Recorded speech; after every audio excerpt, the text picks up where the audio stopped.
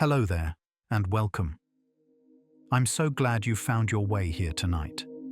Maybe you've had a long day, or maybe you're the kind of person who likes falling asleep to stories of gods and mortals, of rage and redemption, rather than counting sheep. Either way, tonight's journey is for you. You've got nothing to do but rest. Let your mind relax, your breathing slow, and your body grow light as if the weight of the world itself has been lifted from your shoulders. Because tonight, we aren't simply recounting mythology. We're drifting through the story of Kratos, the Ghost of Sparta, a warrior marked by ash, bound by tragedy, and transformed by time. From the blood-soaked hills of ancient Greece to the frozen peaks of the Norse realms, his journey spans gods and monsters, vengeance and fatherhood, divine power and all too human pain. We'll travel gently through his origins, his battles, his failures and triumphs, from the chains of servitude to the hard-won wisdom of a father trying to protect his son. You'll hear of titans and Olympians, of axes and blades, and the strange, unfinished story of a man who tried to escape his past, but carried it with him everywhere. Some of what you hear tonight may surprise you, or at the very least spark some curiosity as you drift off to sleep. And just before we begin, if these calm, curious explorations help you unwind or give you a quiet way to end your day, consider liking and subscribing to the channel. It helps others find their way here too, one sleepy soul at a time. Now, let's begin. Kratos was not always called the Ghost of Sparta. Once he was simply a man, a Spartan warrior like any other, fierce and disciplined, raised in a culture that prized strength above all else. He was born into a world where the gods walked among mortals, where divine blood mingled with human ambition, and where fate was written by forces beyond mortal understanding. But Kratos did not know, not yet, that he was more than just a soldier. He did not know that his very existence was tangled in the threads of prophecy, betrayal, and divine machination. He was a captain, a leader of men, a warrior who fought for glory and honor. And he was a father and a husband, bound to a family he loved more than battle itself. But war has a way of changing men, and gods have a way of changing everything. Kratos was deceived into killing his own family. This is where his story truly begins, in the darkest moment of his life. During a frenzied battle, Kratos was tricked by Ares, the god of war, into slaughtering the very people he had sworn to protect. In a temple filled with his enemies, Kratos cut through every living soul, consumed by bloodlust and divine manipulation. When the red haze cleared, he stood among the bodies of his wife and daughter, their blood staining his hands. The village oracle cursed him in that moment, binding the ashes of his family to his skin. From that day forward, Kratos would be pale as death itself, forever marked by the horror he had committed. He became the Ghost of Sparta, a living reminder of loss and the gods' cruelty. The ashes never washed away. No matter how many rivers he crossed, how many oceans he sailed, the ash remained. It was not dirt or dust. It was memory made manifest, grief worn like armor. The pale skin became his identity, a mark that told the world he was not like other men. He was haunted, cursed, bound to a past he could never escape. And yet, in a strange way, it also became his strength. The Ghost of Sparta was feared across Greece, not just for his skill in battle, but for what he represented. A man who had lost everything and had nothing left to lose. Kratos served the gods for 10 years. After the death of his family, Kratos became a servant of the Olympian gods. He made a pact with Athena, goddess of wisdom, who promised him freedom from his nightmares if he would serve the gods faithfully. And so, for a decade, Kratos fought in their name. He became their weapon, their instrument of war, their blade aimed at any who defied Olympus. He battled monsters, defeated warlords, and carried out divine justice across the mortal realm. But the nightmares never stopped. Every night he saw their faces. Every dawn he woke with the weight of ash on his skin. The gods promised redemption, but they gave him only more blood. As you breathe slowly now, imagine the weight of those years. 10 years of violence, of servitude, of hoping that one more battle might bring peace. But peace, for Kratos, was always just beyond reach. He sought the Oracle of Athens for answers. Desperate for release from his torment, Kratos traveled to the great city of Athens, where the Oracle dwelled in her sacred temple. He climbed the marble steps, his hands still stained with the blood of his latest conquest, and knelt before her. She spoke in riddles, as oracles do, but her meaning was clear. The gods would never forgive him. His sins were too great, his crimes too personal. The only way to escape his past was to defy the very gods he served. But defiance, she warned, came with a price. Kratos left the temple that day with a new understanding. The gods did not want to save him. They wanted to use him, and if he was to find peace, he would have to take it by force. Kratos killed Ares, the god of war.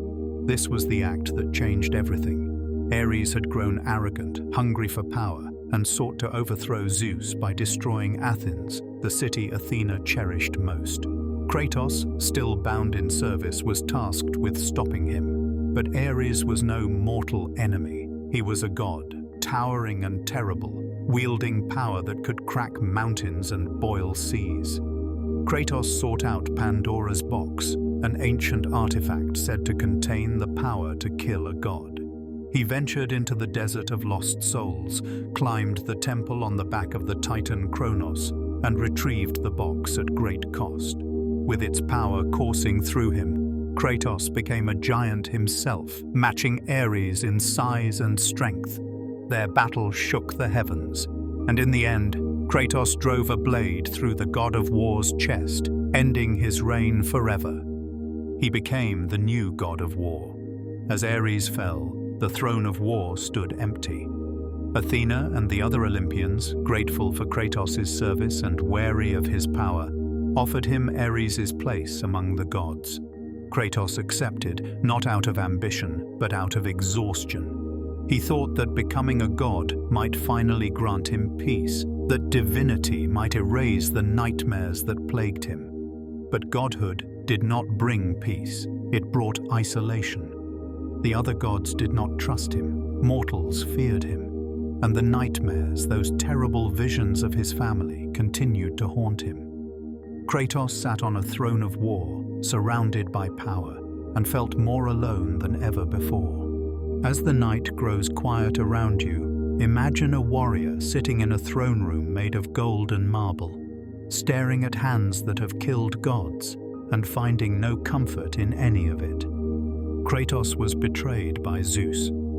Despite his service, despite his ascension to godhood, Kratos was never truly accepted by the Olympians.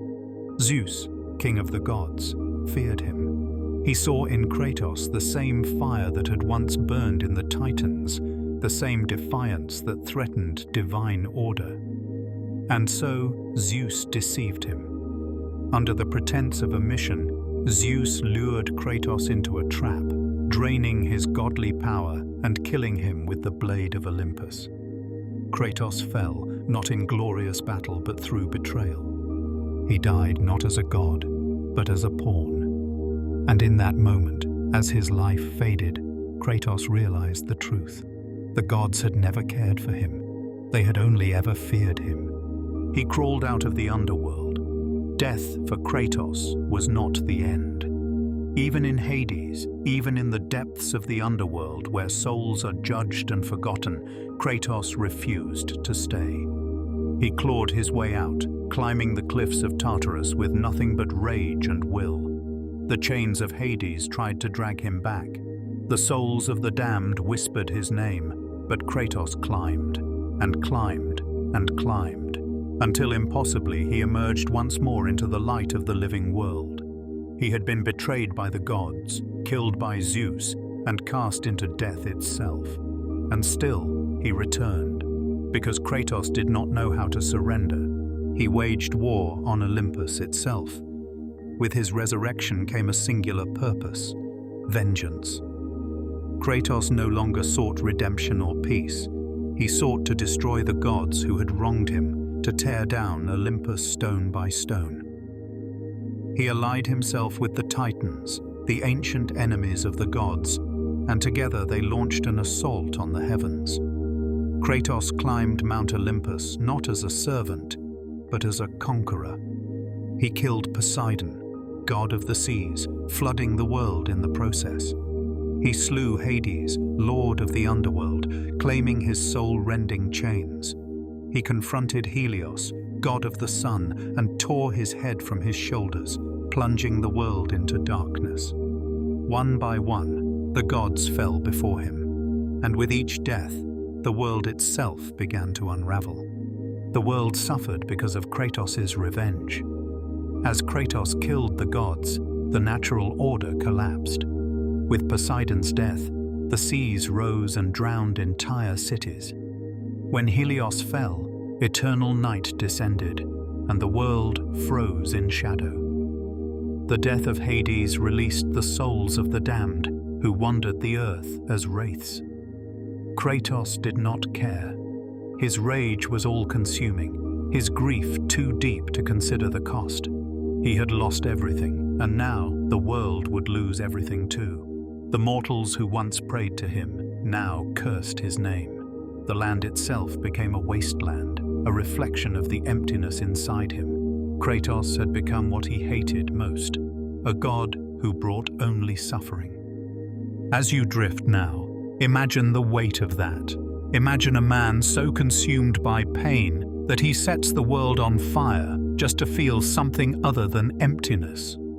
Kratos opened Pandora's box a second time. Deep within the labyrinth of Olympus, Kratos discovered the truth behind his power. When he first opened Pandora's box to defeat Ares, he had not only gained the power to kill a god, he had also absorbed the evils contained within: fear, greed, and rage. These evils had corrupted the gods of Olympus, turning them into tyrants. But Kratos himself had been infected as well, and the evil within him was hope, twisted into obsession and vengeance. To defeat Zeus, Kratos had to open the box again to release the true power of hope. But doing so required a sacrifice, and the key to the box was Pandora, a living construct who had become like a daughter to him. Once again, Kratos stood at the edge of choice: save someone he loved or achieve his revenge. He chose revenge, but it did not bring peace. In the end, Kratos let Pandora walk into the flame, sacrificing her to unlock the box. But when he opened it, he found nothing inside. The power of hope had already been released long ago into the world. Kratos faced Zeus in a final brutal battle, and in the end, he killed the king of the gods with his bare hands. But as Zeus's body lay broken, Kratos looked around at the ruined world, the shattered heavens, the blood on his hands, and realized he had won, but he had lost everything. The cycle of vengeance had consumed him, just as it had consumed the gods before him. And in that moment, standing alone among the ruins, Kratos understood that revenge had never been the answer. He vanished from Greece. After the fall of Olympus, Kratos disappeared. Some say he died. Others say he wandered into the wilderness, seeking oblivion. For years, there were no tales of the Ghost of Sparta, no songs of his fury. The world moved on, rebuilding from the ashes of divine war. And Kratos, broken and weary, faded into legend. But he did not die. Instead, he traveled far from the ruins of Greece, far from the temples and the memories, seeking a place where the gods did not know his name. He walked through forests and over mountains, through lands where the old gods did not rule.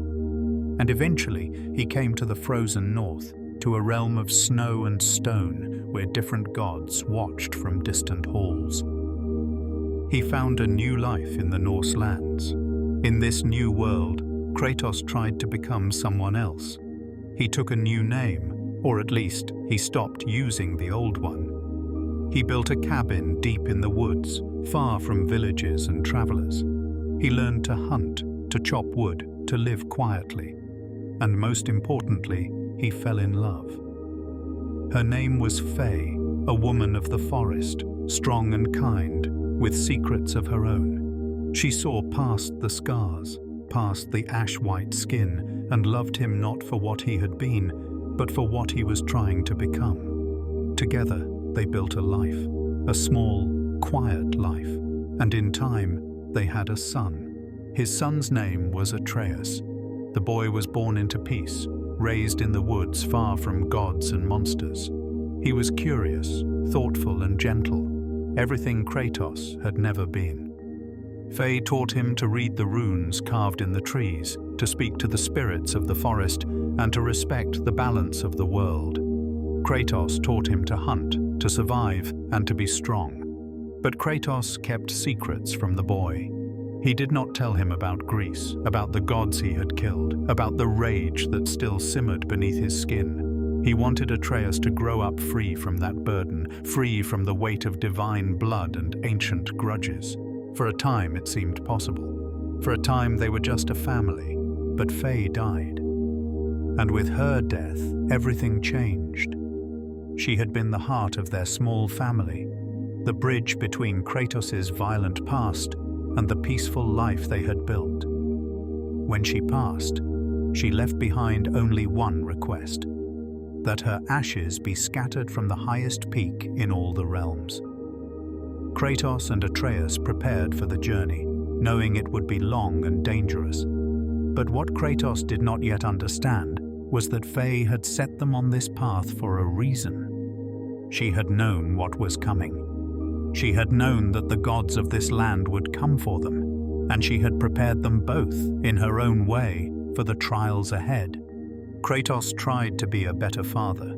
The journey to scatter Faye's ashes was not just a quest, it was a crucible. Kratos, who had never known how to be a father, had to learn while walking through a world filled with gods, monsters, and ancient curses. He was distant, cold, unable to express the grief and love churning inside him. Atreus, meanwhile, was a child trying to understand his father, a man who seemed carved from stone and shadow. They clashed, they misunderstood each other, but slowly, step by step, through battles and quiet moments by the fire, they began to understand. Kratos learned to listen. Atreus learned to see past his father's walls, and together they became more than just survivors.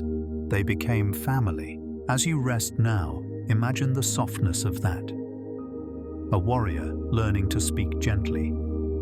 A boy learning that strength is not the absence of fear, but the will to keep going despite it. Kratos carried the Leviathan axe. In this new land, Kratos no longer wielded the blades of chaos, the cursed weapons bound to his arms by the god Ares. Instead, he carried the Leviathan axe, a weapon forged by dwarven smiths and imbued with frost magic. The axe was different from the blades. It was deliberate, controlled, a tool as much as a weapon. When Kratos threw it, it would fly through the air, freeze anything it touched, and return to his hand with a thought. It was a symbol of his new life, still powerful, still dangerous, but no longer chained to rage. The axe was a gift from Faye, and in many ways it represented her influence on him, a reminder that he could be more than the monster he once was. He encountered the Norse gods.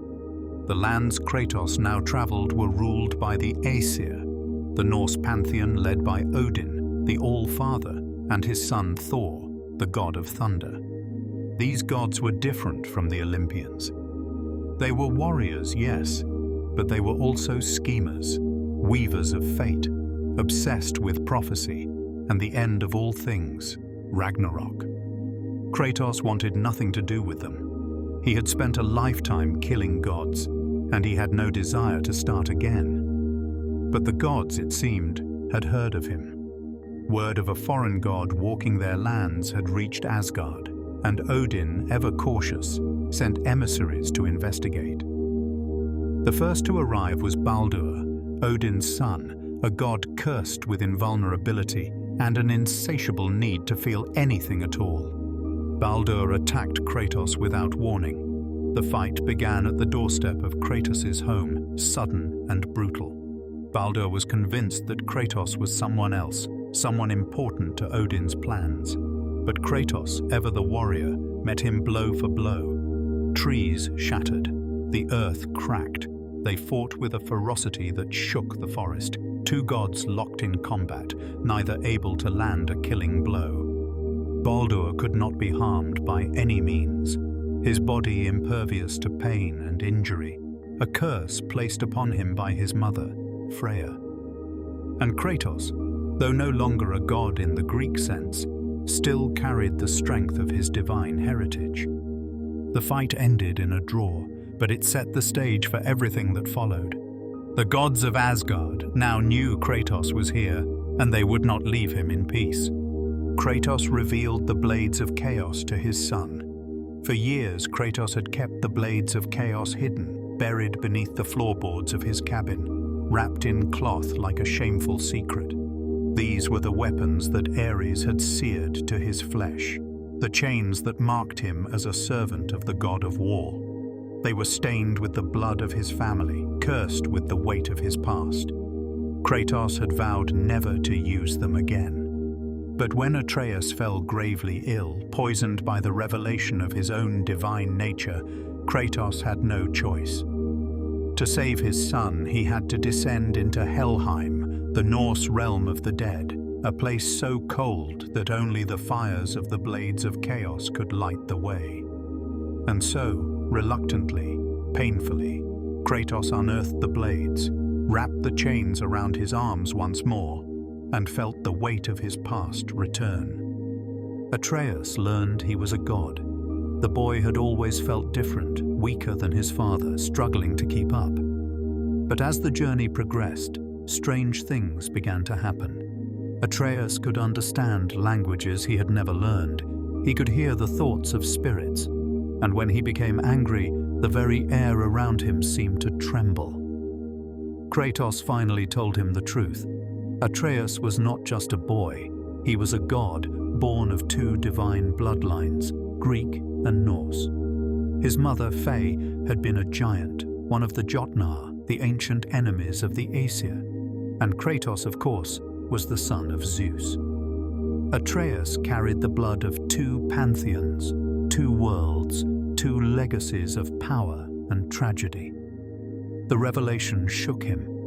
For a time he became arrogant, reckless, drunk on the knowledge of his own divinity. But Kratos, who had seen what godhood could do to a soul, guided him back. Not with anger, but with patience. Not with force, but with love. They scattered Faye's ashes from the highest peak. After countless battles, after facing gods and monsters, after learning terrible truths and forging an unbreakable bond, Kratos and Atreus finally reached the summit. The highest peak in all the realms was not in Midgard, the realm of mortals, but in Jotunheim, the land of the giants. There, standing above the clouds, they scattered Faye's ashes into the wind, and there they discovered her final secret. The walls of the temple were covered in murals, ancient prophecies carved by the giants. They told the story of Kratos and Atreus, of their journey, of battles yet to come. And they revealed Atreus's true name, the name Faye had chosen but never spoken aloud. Loki, the trickster god, the catalyst of Ragnarok, the one who would set the end of the world in motion. Kratos looked at his son, at the boy who carried so much weight, and realized their story was far from over. As the night deepens around you now, imagine standing on that mountain, the wind cold on your face, the world stretched out below in silence and snow. Imagine holding the ashes of someone you loved, knowing that even in scattering them you are not letting go, you are carrying them forward. Kratos was born a demigod. Long before he became the Ghost of Sparta, long before the ashes stained his skin, Kratos was born in the city-state of Sparta, a place where only the strong survived. His mother's name was Callisto, and his father, though he did not know it then, was Zeus, king of the Olympian gods. Zeus had disguised himself as a mortal and seduced Callisto, leaving her with a child who carried divine blood. Kratos was not the only one. He had a brother, Deimos, younger and marked by a strange birthmark that resembled a prophecy. The two boys were inseparable, training together, dreaming of becoming Spartan warriors, unaware that their very existence was a threat to the gods themselves. Deimos was taken by the gods. When Kratos and Deimos were still children, the gods came for them. A prophecy had foretold that a marked warrior would bring about the downfall of Olympus, and the gods, in their paranoia, believed that warrior to be Deimos. Ares himself descended into Sparta, accompanied by Athena, and tore the boy from his home. Kratos tried to fight back to protect his brother, but he was just a child. Ares scarred Kratos across his right eye, a wound that would leave a permanent mark and then vanished with Deimos. For years, Kratos believed his brother was dead, taken by the gods as punishment. But in truth, Deimos was imprisoned in the domain of death, tortured and broken, forgotten by everyone except the brother who never stopped searching for him. Kratos sought redemption for his brother's loss. The guilt of failing to protect Deimos haunted Kratos throughout his life. Even as he rose to power, even as he became the Ghost of Sparta and the god of war, the memory of that day lingered. Eventually, Kratos learned the truth. His brother still lived, held captive by the god Thanatos, the personification of death itself. Kratos descended into the underworld once more, not for vengeance this time, but for redemption. He found Deimos, but his brother was changed, twisted by years of torment, and he blamed Kratos for abandoning him. The reunion was not joyful, it was painful, raw, filled with anger and misunderstanding. But in the end, the brothers fought side by side against Thanatos. And when Deimos fell in battle, sacrificing himself to save Kratos, the Ghost of Sparta finally understood. Some wounds never heal, but you carry them forward anyway. Kratos was trained as a Spartan warrior from childhood. In Sparta, there was no room for weakness. Children were taken from their families at a young age and subjected to the agoge, a brutal training regimen designed to forge them into perfect soldiers. Kratos endured this alongside his brother, learning discipline, strategy, and the art of war. He was taught to suppress emotion, to value duty above all else, to see the world as a battlefield. This training shaped him into a weapon, a man who could kill without hesitation, who could endure pain without flinching. But it also hollowed him out, leaving little room for gentleness or vulnerability. When he later tried to be a father, these lessons were chains around his heart, making it nearly impossible to express love or comfort. He had been trained to survive, not to live. He once led armies as a mortal commander.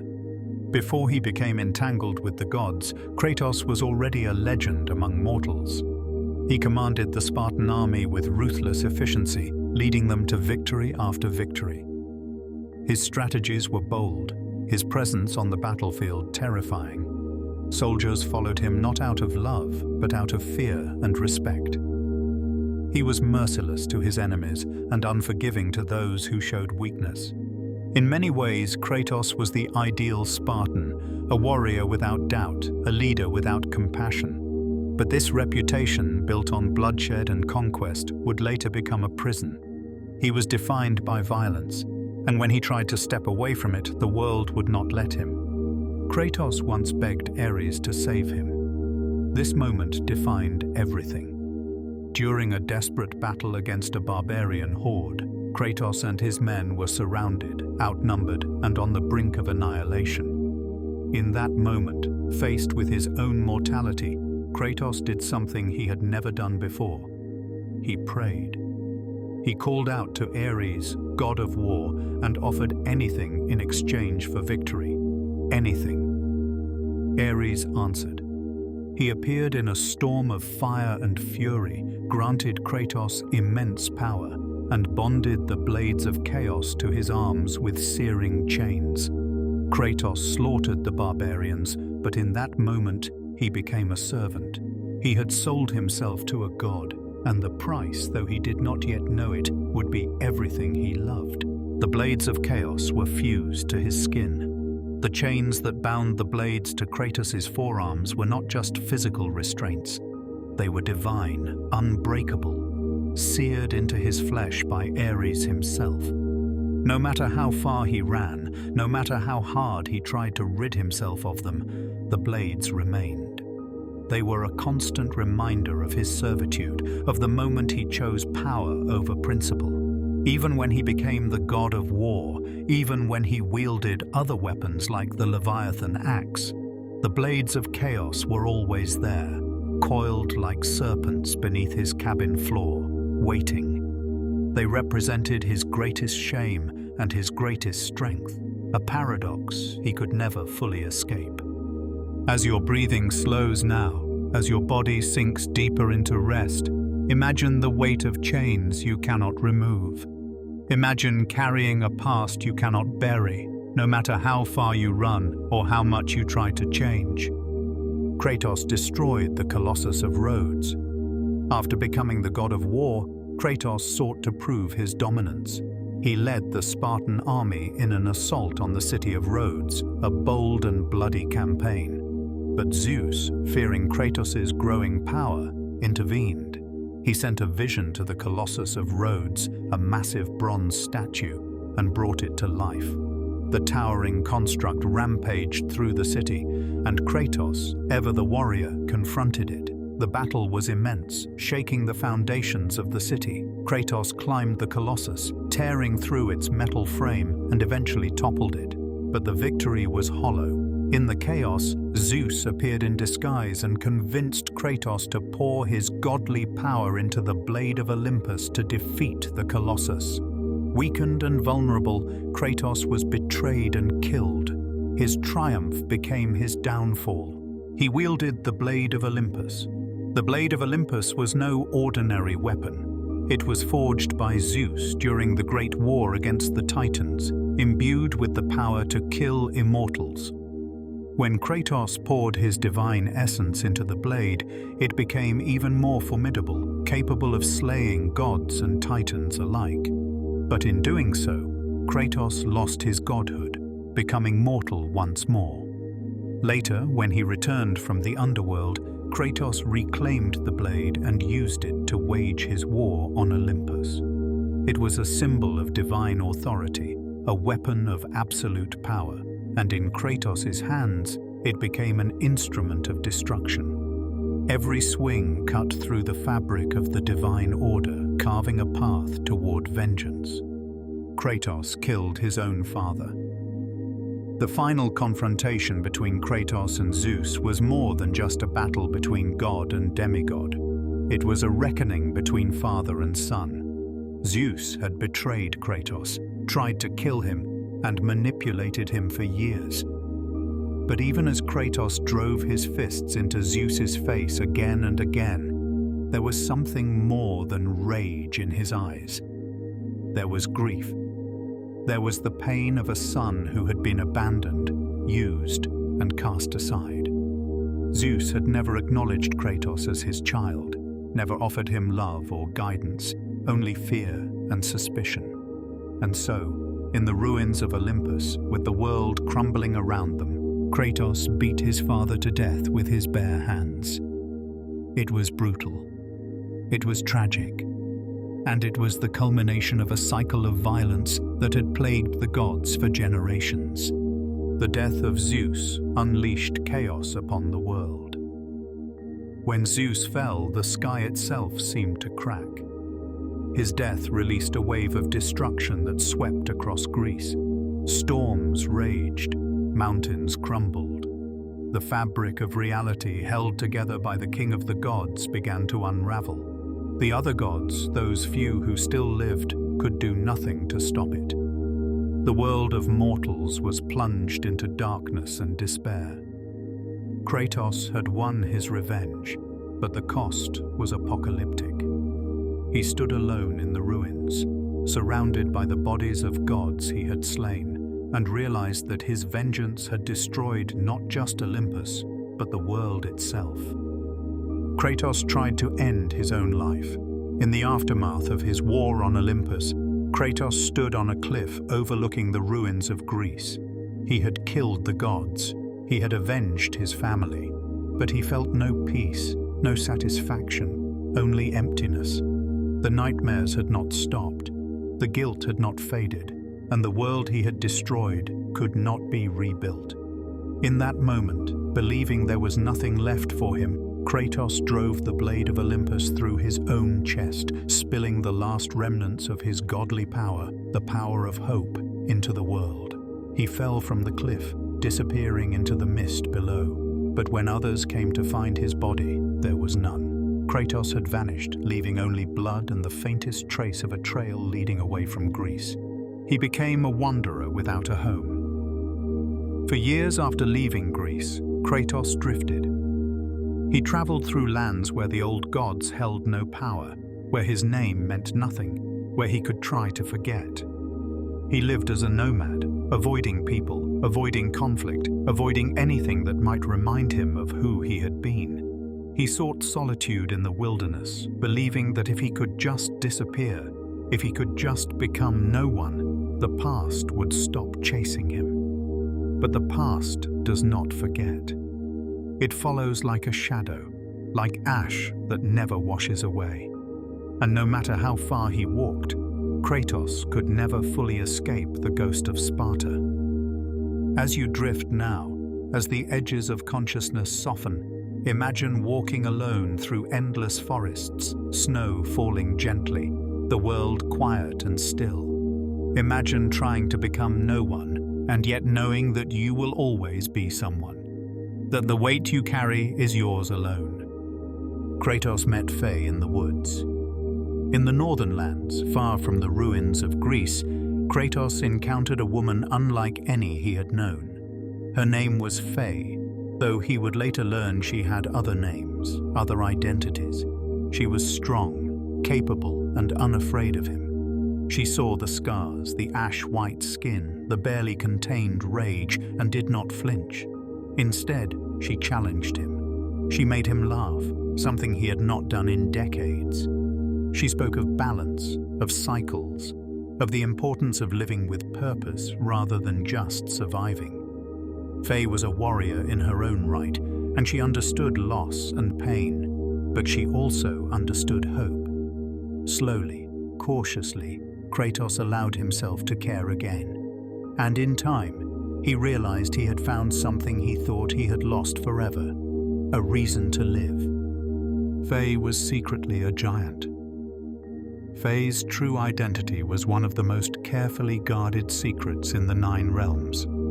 She was Laufey the Just, one of the last of the Jotnar, the giants who were the ancient enemies of the Aesir gods.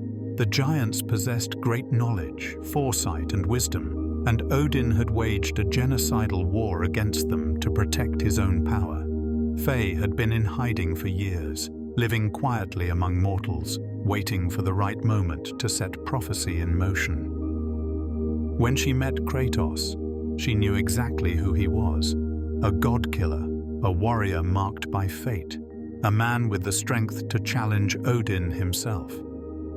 She did not tell him the full truth, not at first. But she loved him, truly, and together they built a life that was more than just survival.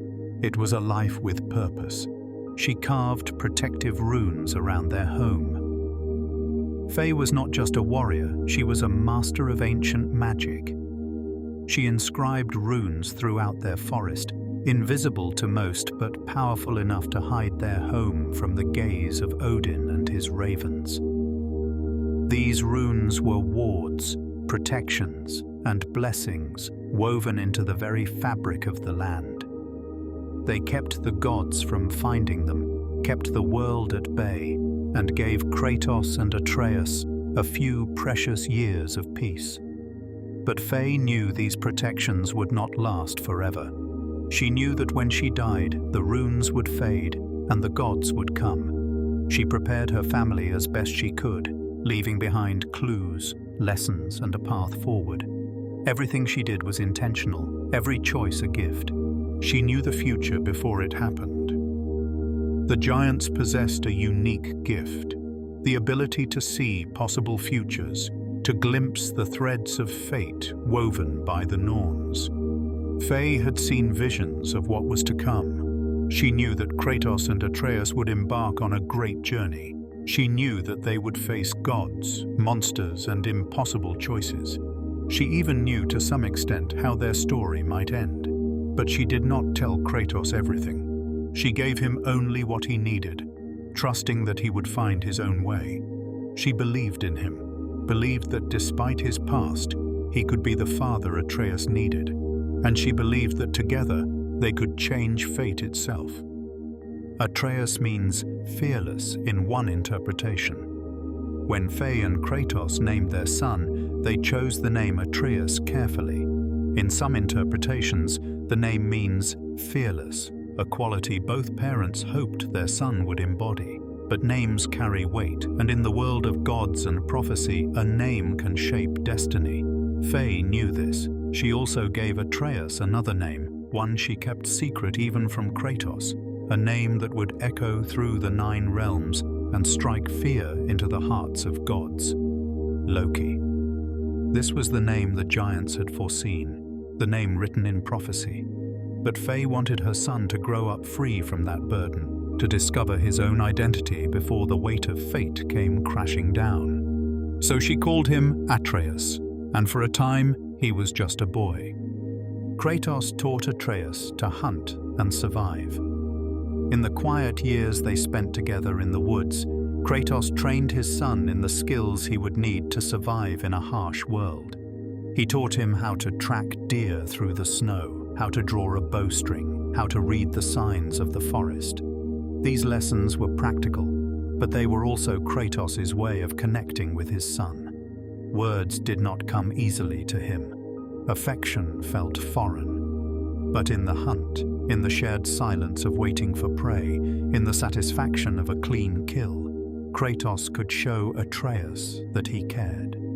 The boy learned not just how to survive, but how to respect the balance of life and death. And though Kratos did not always say it, he was proud of his son. He struggled to connect emotionally with Atreus. Despite his efforts, Kratos found it nearly impossible to express warmth or tenderness. His own upbringing had been harsh, and his life since then had been filled with violence and loss. He did not know how to talk about feelings, how to comfort a grieving child, how to be gentle. When Atreus cried, Kratos told him to be stronger. When Atreus asked questions about his mother, Kratos grew silent. It was not cruelty, but it was distance. A wall built from pain and fear. Kratos was terrified of failing his son the way he had failed his family in Greece. So he kept him at arm's length, believing that discipline and strength were the only gifts he could offer. It took the journey, the trials, the shared battles for Kratos to realize that love was not weakness. That sometimes the strongest thing a father can do is say, "I am here. I will not leave you." As the night wraps around you now, soft and still, imagine the quiet moments between a father and son. Imagine all the things unsaid, all the love hidden beneath layers of scar tissue and silence. Imagine learning, slowly, that strength is not the absence of softness, but the courage to show it. Kratos learned the language of the runes. In the Norse lands, knowledge was carved into stone, wood and bone in the form of runes. These were not just letters, but symbols of power, each one carrying meaning far deeper than mere words. Kratos could not read them at first, but over time, with Atreus' help, he began to learn. The boy had a natural gift for languages, a curiosity that mirrored his mother's wisdom. Together they deciphered ancient texts, unlocked hidden doors, and uncovered secrets long buried by the giants. For Kratos, learning the runes was more than just practical. It was a bridge to understanding this new world and to understanding his son, who seemed to see connections and meanings that Kratos had long since buried. Mimir became their guide and companion. Deep in the mountain called Midgard's Peak, Kratos and Atreus encountered Mimir, the smartest man alive, or at least the smartest head. Mimir had been punished by Odin, trapped in a tree on the mountain, unable to die but unable to leave. He had once been Odin's advisor, but his conscience and his knowledge made him a threat, so Odin imprisoned him. Mimir asked Kratos to free him by cutting off his head, promising that he could still speak and guide them even in death. Kratos, ever pragmatic, agreed. Mimir's head was revived by the magic of the Witch of the Woods, and from that point on, he accompanied Kratos and Atreus on their journey, offering wisdom, history, and much-needed levity. He became a friend, a teacher, and a voice of reason in a world gone mad.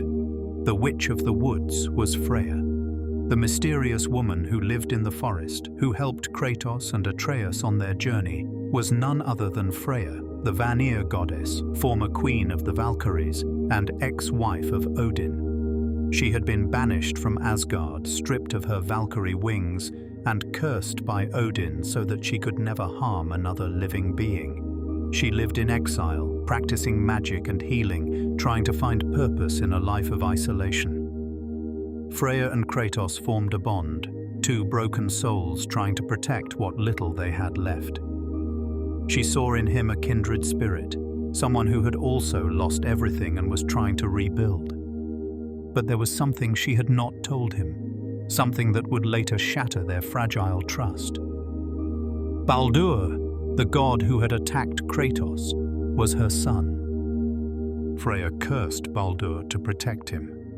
Freya loved her son with a depth that consumed her.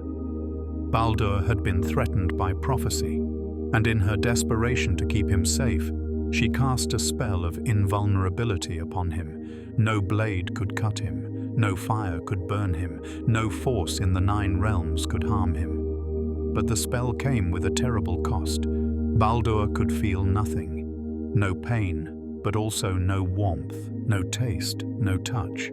He became numb to the world, unable to experience life, and he grew to hate his mother for it. He spent years searching for a way to break the curse, consumed by rage and desperation. When he attacked Kratos, it was not because he knew who Kratos was. He had been sent by Odin, yes, but he fought with the fury of someone who had been robbed of everything that made life worth living. Kratos killed Baldur to protect Freya. In the final confrontation, Baldur, freed from his curse, turned his rage upon his mother. He blamed her for his suffering, for the years of numbness, for the prison of invulnerability. He intended to kill her, to make her feel the pain she had inflicted on him. Freya, bound by Odin's curse, could not fight back. She could only stand there, tears streaming down her face, and accept her fate. But Kratos intervened. He snapped Baldur's neck, ending his life to save Freya. It was a mercy, but it was also a tragedy. Freya, heartbroken and furious, swore vengeance upon Kratos. She had lost her son, the one thing she had left, and no amount of reason or explanation could ease that pain. From that moment on, the goddess who had once been their ally became their enemy. Freya vowed to kill Kratos. The bond between Freya and Kratos shattered in that instant. She screamed at him, cursed him, swore that she would hunt him to the ends of the 9 realms and make him suffer as she had suffered. Kratos, who understood grief better than anyone, did not fight her.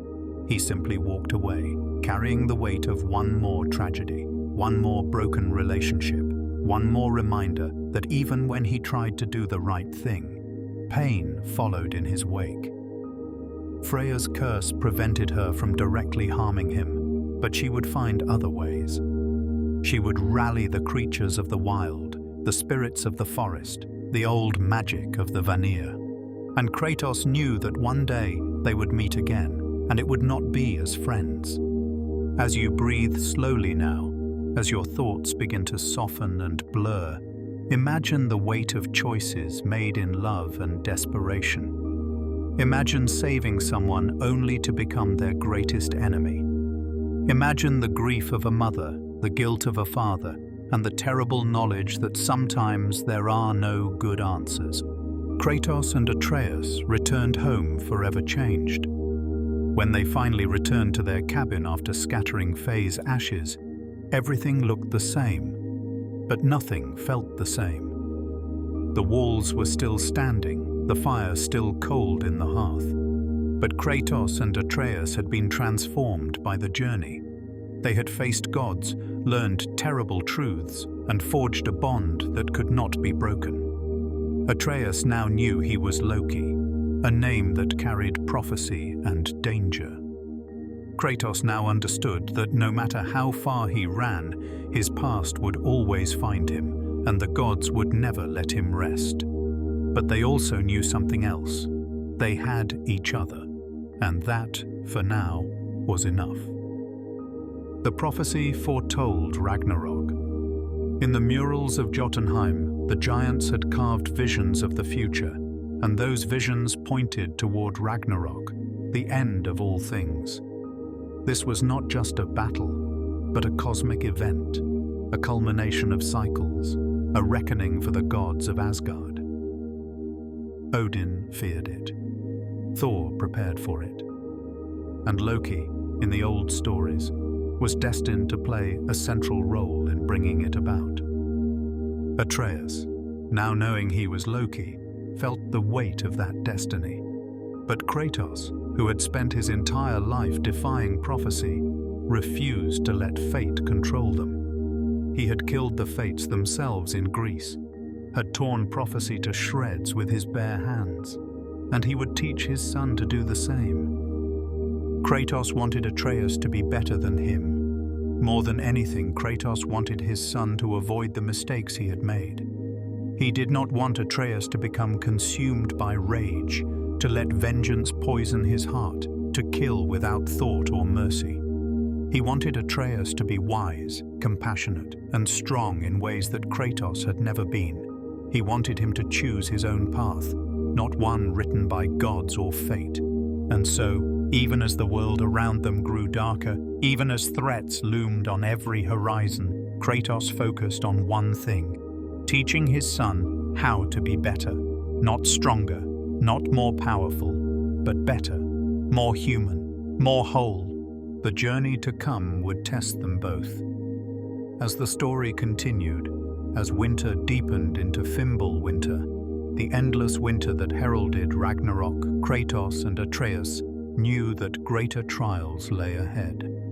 Odin would not ignore them. Thor would come for them. Freya would seek her revenge, and the prophecy, no matter how much they resisted, would continue to unfold. But Kratos had learned something over his long, painful life.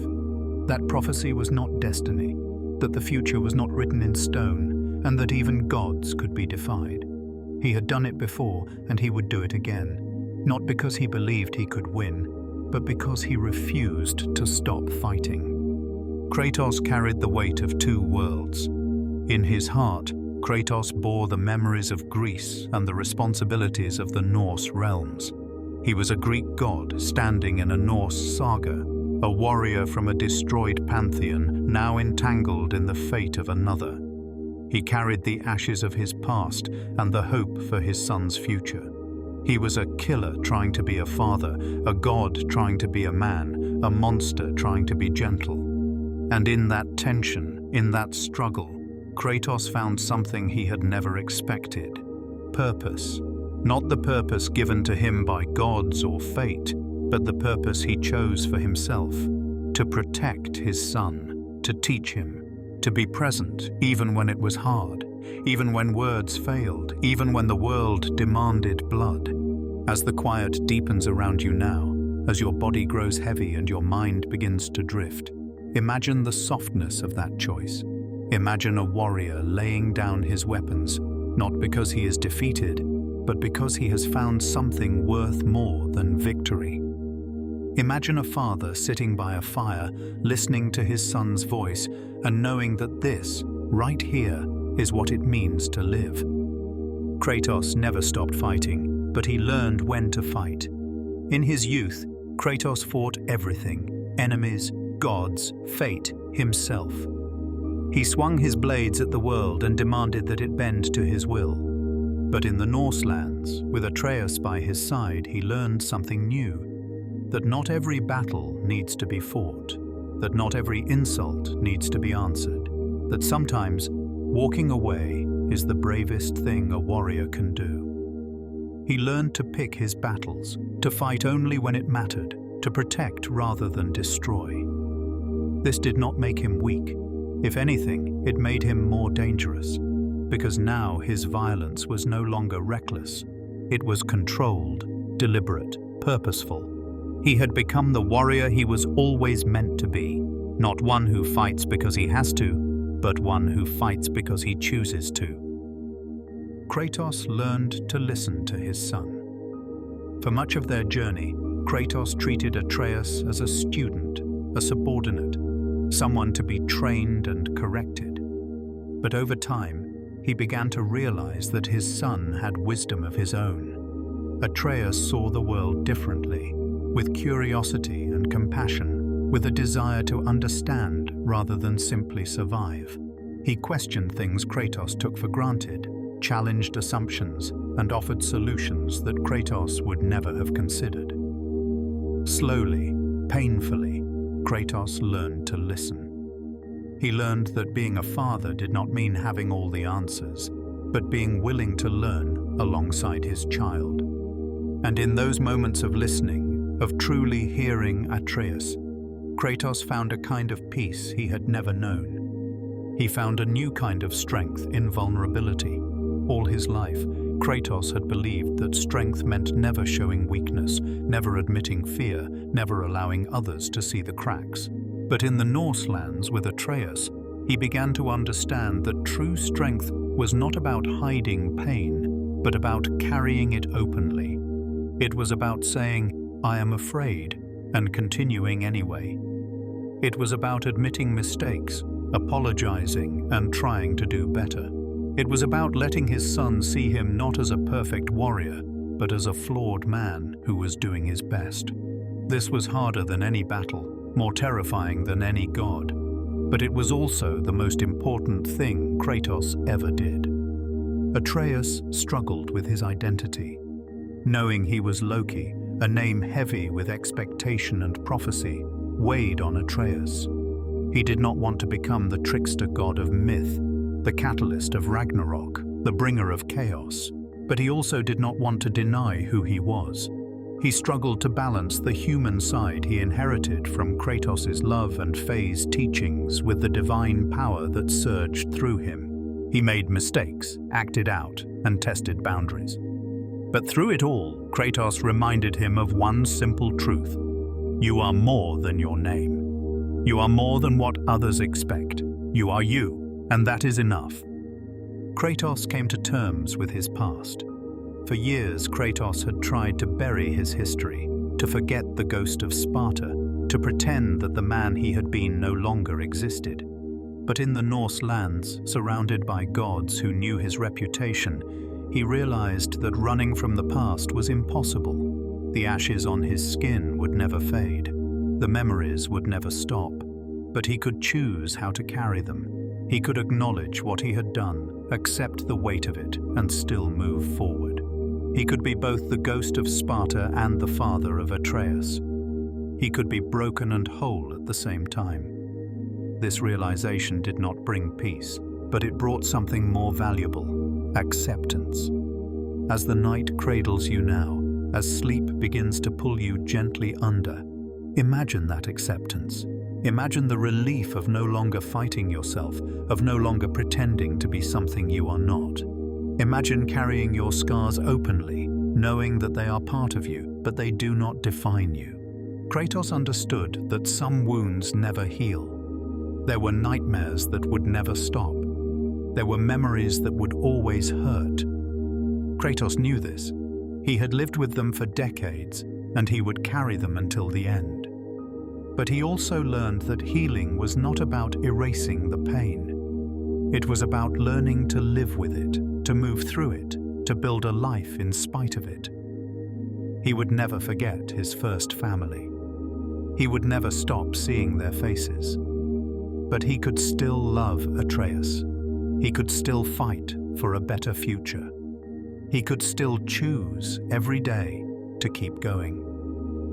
He taught Atreus to be close your heart to suffering. There was a moment early in their journey when Kratos told Atreus to close your heart to it, to shut out emotion in order to survive. It was advice born from Kratos' own pain, from a lifetime of trying to protect himself by feeling nothing. But later, as the journey unfolded, Kratos realized this was wrong. He saw his son struggling, saw him becoming cold and distant, and understood that closing one's heart was not strength, it was surrender. So he took it back. He told Atreus in his own way that feeling was not weakness, that grief, compassion, and love were not things to be buried, but things to be honored. And in teaching his son this lesson, Kratos finally learned it himself. Kratos saw himself in his son's anger. There were moments when Atreus lashed out, when he became reckless, arrogant, consumed by the knowledge of his own power. And in those moments, Kratos saw himself. He saw the young Spartan warrior, the servant of Ares, the ghost driven by rage. He saw what he could have become, what he almost did become, and it terrified him. But instead of punishing Atreus, Kratos spoke to him. He told him stories, shared his regrets, and guided him away from the edge. He did not demand that Atreus be perfect. He only asked that he try, that he learn from mistakes, that he choose differently. And in doing so, Kratos broke the cycle. He became the father he never had. He learned that love was not control. For so long, Kratos had believed that protecting his son meant controlling every aspect of his life, shielding him from danger, keeping him ignorant of the truth. But love is not control. Love is trust. It is letting go, even when it terrifies you. It is allowing your child to make their own choices, even when you know they might get hurt. Kratos learned this slowly, painfully, through trial and error. But in the end, he understood. Atreus was not his to command. He was his own person, with his own path, his own destiny. And Kratos' job was not to dictate that path, but to walk beside him, to support him, and to trust that he would find his way. As your breathing slows now, as your body sinks deeper into the softness of sleep, imagine the quiet courage of letting go. Imagine trusting someone you love to make their own mistakes, to find their own way, to become who they are meant to be. Imagine the strength it takes to step back, to open your hands, and to say, "I trust you." Kratos and Atreus faced Fimbulwinter together. The long winter came as the prophecies foretold. Snow fell without end. The sun grew cold. The world itself seemed to hold its breath, waiting for the final war. But Kratos and Atreus did not face it alone. They had allies, Mimir, with his endless knowledge and dry wit, Brock and Sindri, the dwarven blacksmiths who had forged some of the most powerful weapons in the realms, Freya eventually, when the time came to set aside old grudges for the sake of survival, and each other, always each other. Because no matter what the prophecies said, no matter what the gods threatened, they had something that could not be taken away: trust. love, and the unbreakable bond between father and son. Thor came for them with thunder and fury. The god of thunder, Odin's enforcer, finally arrived at their doorstep.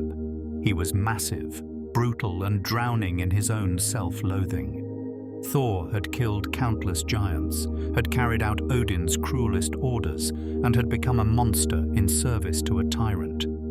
But he was also a father, a broken man trying to hold his family together while tearing the world apart. The fight between Kratos and Thor was not just physical. It was a confrontation between two fathers, two warriors, two men who had made terrible choices and were struggling with the weight of them. The battle shook the earth, split mountains, and nearly destroyed them both. But in the end, it was not about who was stronger. It was about who could break the cycle. Odin was the true enemy all along, the All-Father, the king of Asgard, the seeker of knowledge at any cost. Odin was not a warrior like Thor or Kratos. He was a manipulator, a schemer, a god who ruled through fear, lies, and broken promises. He had waged war on the giants to suppress their knowledge. He had cursed Freya to control her. He had twisted his own family into weapons, and he feared Ragnarok not because it meant destruction, but because it meant the end of his control. Odin was the architect of suffering in the Nine Realms, and Kratos, who had spent his life fighting tyrants, recognized him for what he was, a god who needed to fall. Kratos chose mercy over vengeance. When the final battle came, when Odin lay defeated, Kratos had a choice. He could kill him, as he had killed Zeus, as he had killed so many gods before, or he could walk away. For the first time in his long, blood-soaked life, Kratos chose mercy. Not because Odin deserved it, but because Kratos had learned that vengeance solved nothing. It only created new cycles of pain. He had destroyed one pantheon in his rage, and he would not destroy another. He would let someone else decide Odin's fate. He would break the cycle, not by adding to the bloodshed, but by refusing to continue it. Atreus chose his own path. In the end, Atreus did not become the Loki of myth. He did not bring about Ragnarok in the way the prophecies foretold. Instead, he chose something different. He chose to search for the remaining giants, to learn about his mother's people, to find his own identity beyond the names and expectations placed upon him. It was not an easy choice. It meant leaving his father, at least for a time. It meant stepping into the unknown. But Kratos, who had learned to trust his son, let him go. He did not demand that Atreus stay. He did not try to control his destiny. He simply said, "I am proud of you." And in that moment, the cycle was truly broken. As the final threads of wakefulness slip away, as you drift deeper into the quiet dark, imagine that moment. Imagine a father watching his son walk away, not with fear, but with pride. Imagine the ache of letting go, the hope of knowing they will find their way, the trust that love does not require proximity to endure. Kratos found peace, not in the end, but in the journey.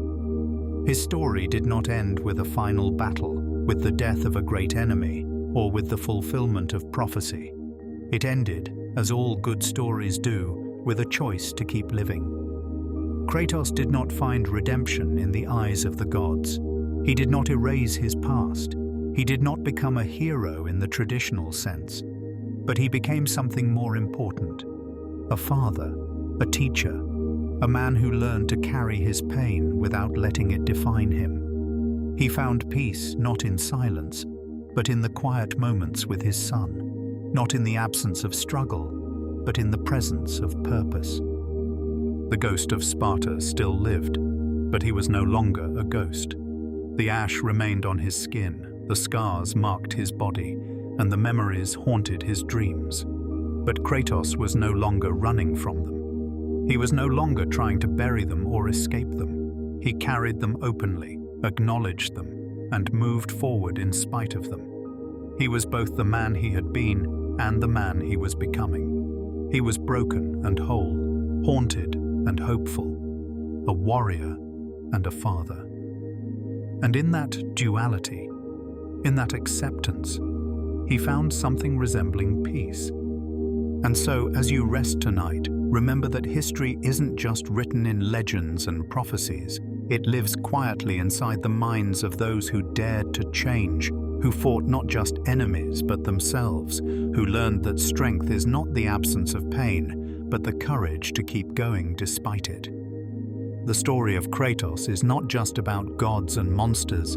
It is about fatherhood, about grief, about redemption, and about the quiet, difficult work of becoming better than you were. So sleep now, gently, softly, knowing that even the fiercest warriors can learn to love, that even the most broken souls can find purpose, and that even in the darkest myths, there is room for hope. Rest well. Dream of snow-covered mountains and quiet forests. Dream of fathers and sons walking together into an uncertain future, trusting that whatever comes, they will face it side by side. Good night.